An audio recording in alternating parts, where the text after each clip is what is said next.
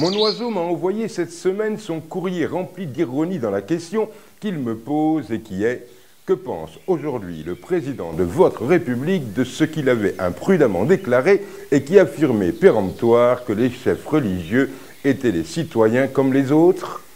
jox la boppam dénk la ay soxlaam dénk la addinaam dénk la àllaaxiraam dénk la njaboot bi ko yaakaar te ànd ak moom te ñu bari ci Sénégal ak bitim réew sëriñ bi tey yow ay sëriñ Tuubaa waaye yow ay sëriñ Mouhamadou Lamine Bara Mbacké na am mu am bu mu am du am Macky Sall mi yaakaar la démb daan ñëw ci yow ba mu doonagul dara nga koy ñaanal ba mu àgg fi mu àgg mu dem ba ami jafe-jafe nga koy ñaanal di ko ñaanal ba bërki démb Mbàkke Kajoor la nga wax man maa ko jot muy wax joo xam ne mën nañ koo dégg sa dooma sa xarita sa wëllëree tey nag sa taalibe dafa seex ak yow leneen loo xam ne danaa jox boppam àddina ak àllaaxira.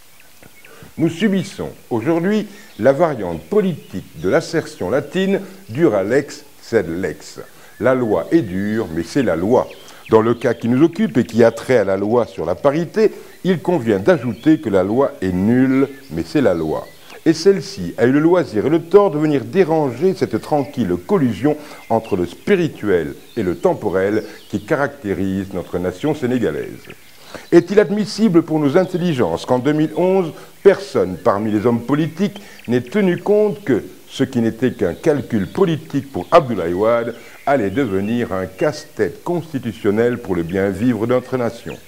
La loi sur la parité n'a pas enrichi la démocratie sénégalaise, au contraire.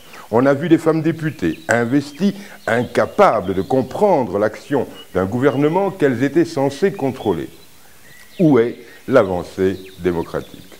Mais à son adoption, il était loisible de voir tous les hommes politiques de tous bords, de Niasse à Macky Sall, en passant par Tanor et Youssou N'Dour, converger dans les louanges envers cette loi qu'ils approuveront, pressés par un électorat féminin flatté de n'être pas seulement troupeau à remplir le devant des estrades lors des meetings de ces messieurs.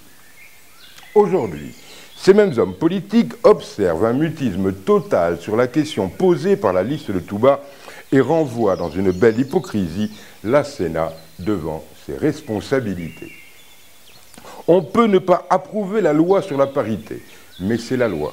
Le problème, c'est que cette loi est défendue par toutes les grandes égéries et icônes du genre qui travaillent souvent dans de grands organismes internationaux, influents sur la marche forcée de la planète au rythme occidental, mais aussi par de nombreuses cellules ou groupements féminins qui contrôlent et peuvent manœuvrer un électorat féminin organisé et qui peut être redoutable.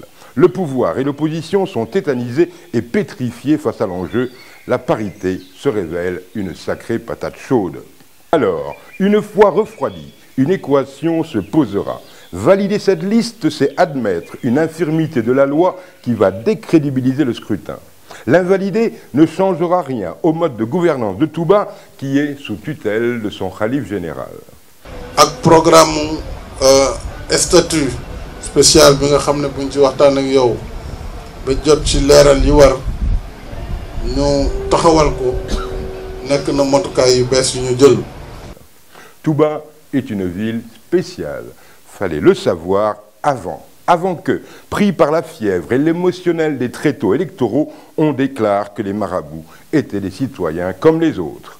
La preuve que ce n'est pas le cas. La loi est nulle, mais c'est la loi, me souffle mon oiseau.